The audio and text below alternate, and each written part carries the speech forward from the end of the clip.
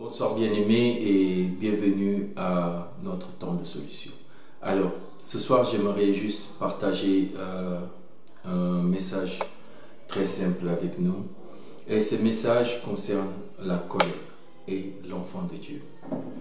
La colère, c'est un obstacle qui nous empêche d'avancer dans notre vie chrétienne. Et pour commencer, j'aimerais partager quelques versets avec nous et nous allons voir ensemble dans la parole de Dieu ce que Dieu dit par rapport à la colère. Alors, nous allons prendre Proverbe chapitre 20 verset 3. La Bible dit, c'est une gloire pour l'homme d'éviter les disputes, mais un fou s'engage. Éphésiens chapitre 4 versets 26 et 27 nous dit ceci. Si vous vous mettez en colère, ne péchez point.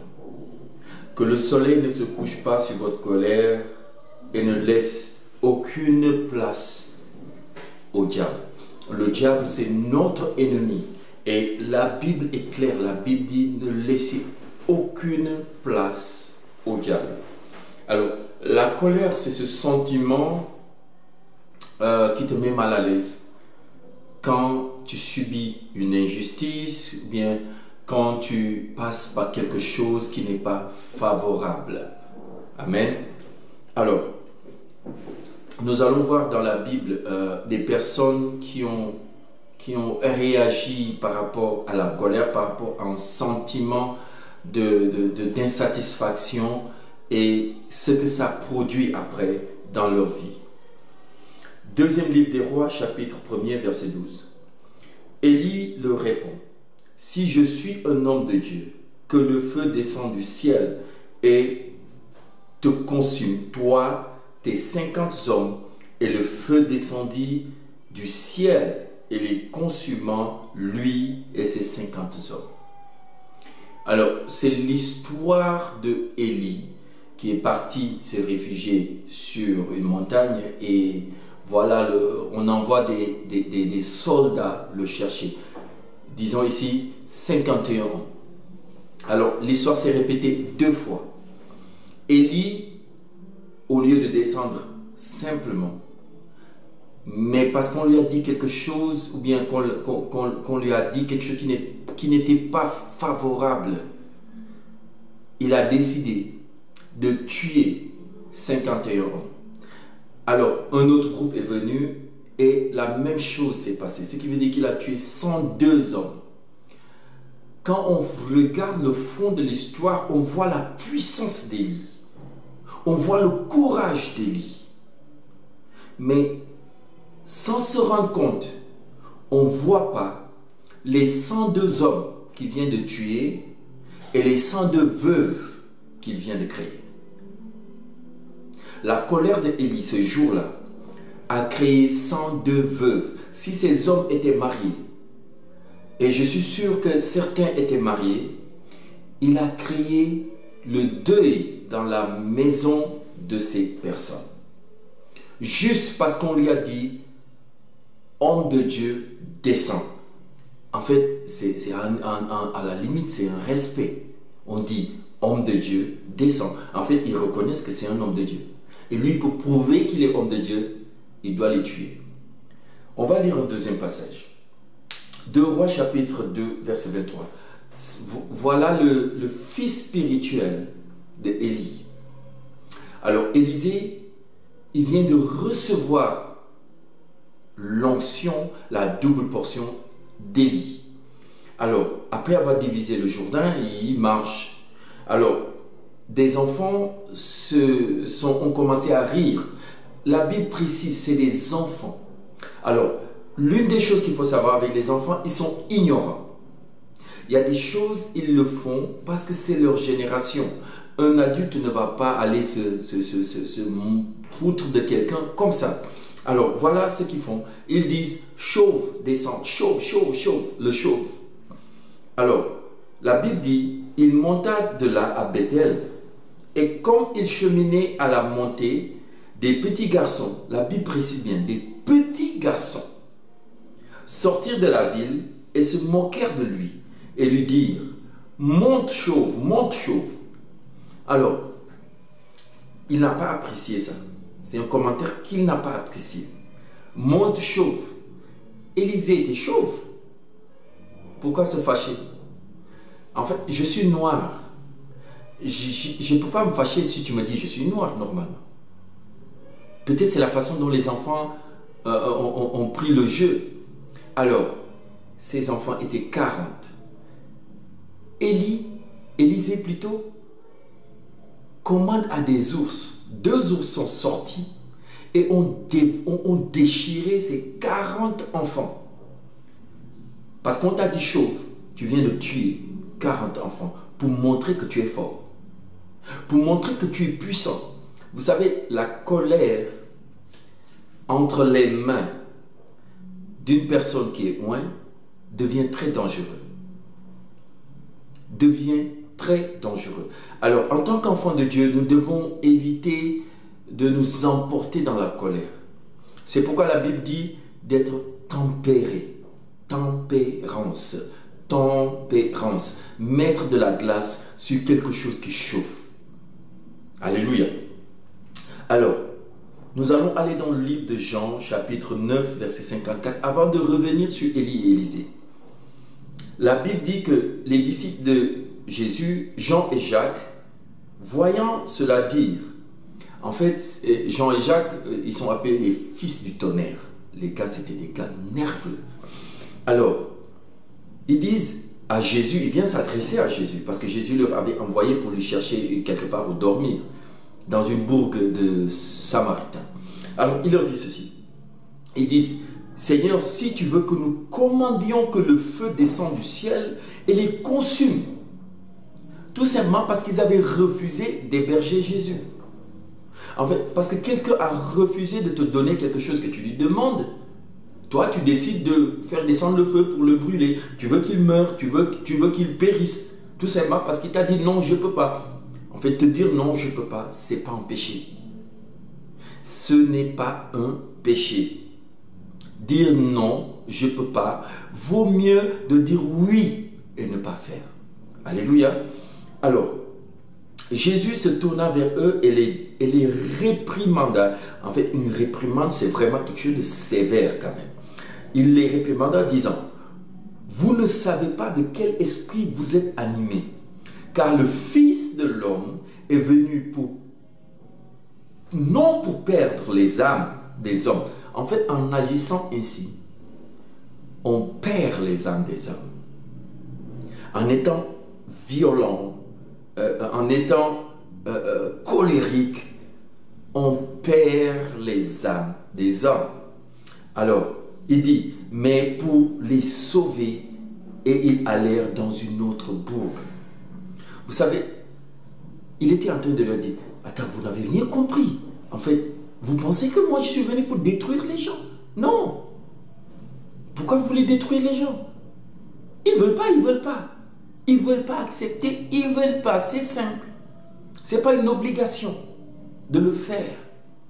Ils ne veulent pas le faire, ils ne veulent pas le faire. Alors, quand nous regardons Élie et Élisée, vous savez, la colère nous pousse à poser des actes. Bien sûr, j'ai eu à poser des actes à cause de la colère et sincèrement, c'est regrettable. Alléluia.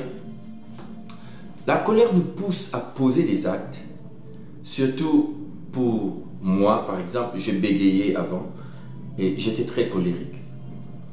Alors, Élie avait un serviteur, Élisée. Élisée a grandi dans son ministère avec Élie. Pourtant, à un niveau de son ministère, il y a des gens qui se sont moqués de lui. Ils lui ont même dit, mais toi, tu perds ton temps, bro. Le gars, il va partir. Il ne va même pas te donner de l'onction. Le gars, il part. Mais toi, tu es vraiment, tu n'es pas censé. Pourtant, il ne s'est pas fâché pour tuer ces jeunes prophètes, en fait. En fait, il n'avait pas l'onction. Alors, il n'a rien fait. Mais parce qu'il a eu l'onction, vous savez, l'onction entre les mains d'une personne qui aime le pouvoir, qui abuse du pouvoir, devient très dangereux. Alors, je reviens sur l'histoire d'Élie et Élisée. Élisée continue de suivre son maître. Et ce qui se passe, il arrive à un niveau de son ministère où Élie lui transmet le bâton, il lui donne le ministère à suivre. Disons que c'est une église. Alors, Élie donne l'église, la continuation de son église à Élisée. Élisée continue avec le ministère, mais cette fois-ci, il a un nouveau serviteur, il s'appelle Géhazi. Géhazi le sert aussi pendant des années. Alors, Élisée n'a jamais fait d'erreur dans son ministère. Élisée n'a jamais fait d'erreur dans son service. C'est le disciple parfait.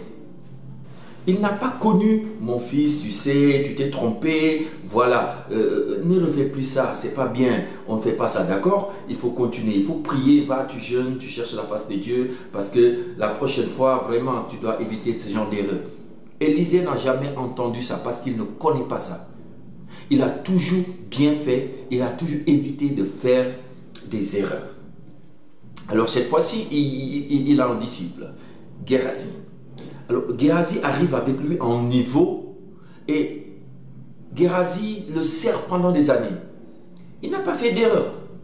Alors une fois Géhazi fait l'erreur d'aller prendre l'argent de Naaman, le général syrien, ben Élisée, ça ne lui a pas plu. On ne fait pas ça. On ne fait pas ça. Alors, c'est pas éthique. Et c'est vrai, c'est pas éthique. Ce que Géhazi a fait, c'est pas bien. Ce que Géhazi a fait, c'est pas éthique. Ce que Géhazi a fait, ça ne se fait pas. Alors, au lieu d'appeler Géhazi, de lui dire, mon fils, ce que tu as fait, j'ai pas apprécié. La prochaine fois, ne le fais pas. Cette fois-ci, tu es privé et tu es corvé, tu dois amener du bois, tu dois chauffer 2 fois plus d'eau, tu dois faire ceci, tu dois faire cela. Alors, à cause de ça, voilà, ne fais plus ça. Il ne lui a pas dit ça. Il a pris le ministère qu'on lui a confié, il a préféré mettre ça dans sa poche. En fait, il n'a même pas cherché à former un autre disciple. Il a mis ça dans sa poche, il n'était pas content du tout. Alors, si c'était une église, c'est que l'église est morte à la 2e génération avec Élisée. En réalité, la colère, ou bien le fait de ne pas être content, a poussé Élisée à ne pas remettre, à ne pas continuer le ministère qu'on lui a confié. Il n'a pas transmis ça à quelqu'un. Il est mort avec. On va dire, oui, c'est le prophète, l'un des prophètes les plus grands, l'un des prophètes les plus puissants. Vous savez, il a fait 2 fois les miracles de son maître. Mais à la montagne de transfiguration, c'est son maître qui a apparu. Il a fait plus d'impact que son maître. Mais à la montagne de transfiguration, c'est Élie qui a apparu. Pourquoi lui, il n'a pas apparu? Il était plus grand que son maître. Mais pourquoi c'est pas lui? Il n'a pas su conserver le ministère de son maître. Il n'a pas su conserver ce ministère à cause de la colère.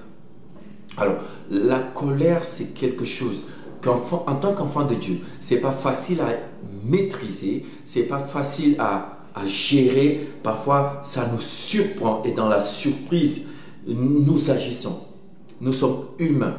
Mais ce qui est sûr, un enfant de Dieu doit arriver à un niveau de canaliser sa colère.